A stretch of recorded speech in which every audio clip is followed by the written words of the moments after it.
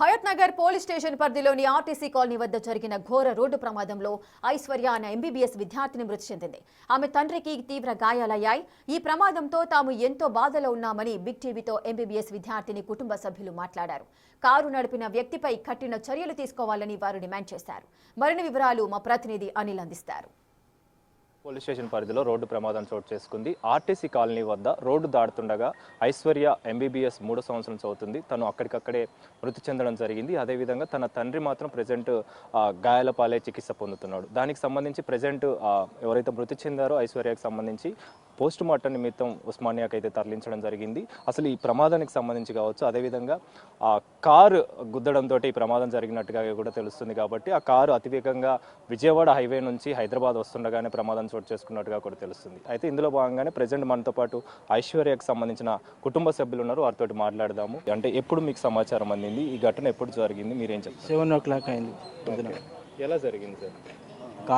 Car వాళ్ళ rash వచ్చి తలిగిచ్చిండు road దాటుతుండగా. ఎక్కడికి వెళ్తున్నారు వీళ్ళు? ఎక్కడికి వెళ్తున్నారు? ఆ టైంలో కాలేజీకి వెళ్దామని రెడీ అయ్యి బయలుదేరారు అనమాట. ఇట్లా రోడ్డు దాటుతుండగా వచ్చి తలిగిచ్చిండు కారు. కారు చాలా స్పీడ్లో ఉన్నాడు.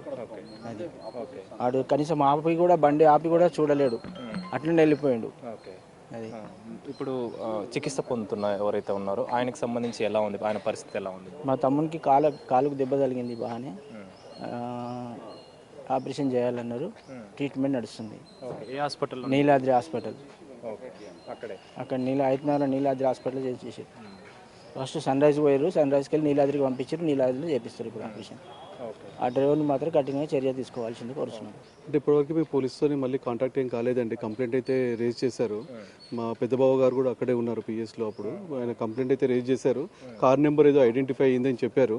ఇంకా ఫర్దర్గా ఏమి యాక్షన్ జరుగుతుంది అన్నది అయితే ఇన్ఫర్మేషన్ లేదు. ఇక్కడ మాకైతే లేదు. మేబీ పోలీస్ స్టేషన్లో ఇన్ఫర్మేషన్ ఉండి ఉంటుంది, మా దగ్గర అయితే లేదు.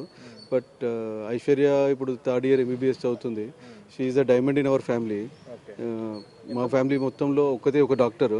అది అయిపోతుంది, డాక్టర్ అయిపోతుంది, మేము అందరూ ఒక ఆశగా చూద్దామని అనుకున్నాం ఒక డాక్టర్ని. అంతలోపడే భగవంతుడు ఇట్లా యాక్సిడెంట్ రూపంలో తీసుకెళ్లడం చాలా బాధాకరంగా ఉంది మా అందరికీ.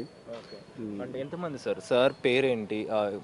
గాయాల పేరు పాండు అండి, ఎంసాని పాండు గారు. ఒక అబ్బాయి ఒక అమ్మాయి. సో అబ్బాయి ఏమో లండన్లో ఉంటాడు, ఇప్పుడు చదువుకోవడానికి లండన్కి వెళ్ళాడు. అమ్మాయి ఏమో ఇప్పుడు ఎంబీబీఎస్ 3rd year జరుగుతుంది. సో ఇంకా 4th year అయిపోయిన తర్వాత అమ్మాయి ఆశలు కూడా ఏంటంటే ఈ ఎంబీబీఎస్తో ఆపొద్దు, పీజీ చేయాలి, స్పెషలైజేషన్ చేయాలి, నేను కార్డియో స్పెషలిస్ట్ ఉండాలి, లేదంటే న్యూరో స్పెషలిస్ట్ ఉండాలని చాలా కోరికలు ఉండేది అమ్మాయికి. చాలా ఫ్రెండ్లీగా ఉండేది అమ్మాయి, అందరితో కలుపుకోవడం అన్నీ చేయడం బాగా చేసేది.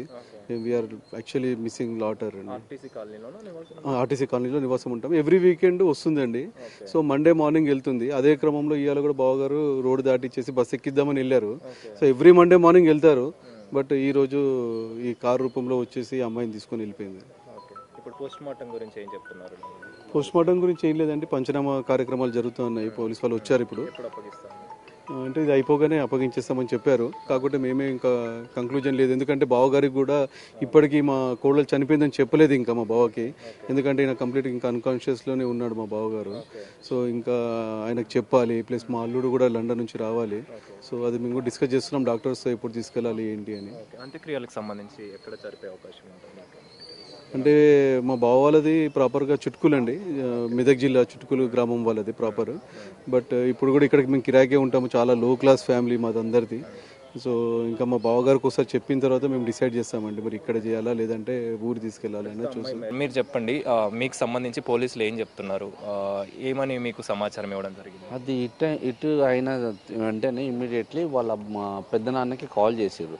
కాల్ చేసి అక్కడ వెళ్ళేసరికి అప్పటికి ఆమె చనిపోయిందని ఇన్ఫర్మేషన్ ఇది. ఆ బాధ ఆయన తట్టుకోలేకపోయిండు. తట్టుకోలేకపోక బంధువులందరినీ ఇన్ఫార్మ్ చేసారు. దాంట్లో రాజగిరి కృష్ణ గారు ఫస్ట్ వచ్చిండట, అసలు ఏమైంది ఏం కథ అని. హాస్పిటల్ వెళ్ళే లోపల అక్కడ అప్పటికి ఆమె లేరిక అయిపోయిందని చెప్పారు.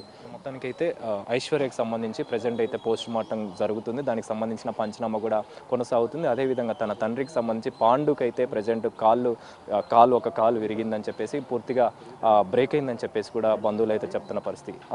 ఆ తర్వాత అంటే పోస్ట్ మార్టం అనంతరం దానికి సంబంధించి అంత్యక్రియలకు సంబంధించి పూర్తి వివరాలు అయితే తెలియాల్సిన పరిస్థితి అయితే మనకు కనిపిస్తుంది. కెమెరా పర్సన్ హరీష్తో కలిసి అనిల్, బిగ్ టీవీ, ఉస్మానియా.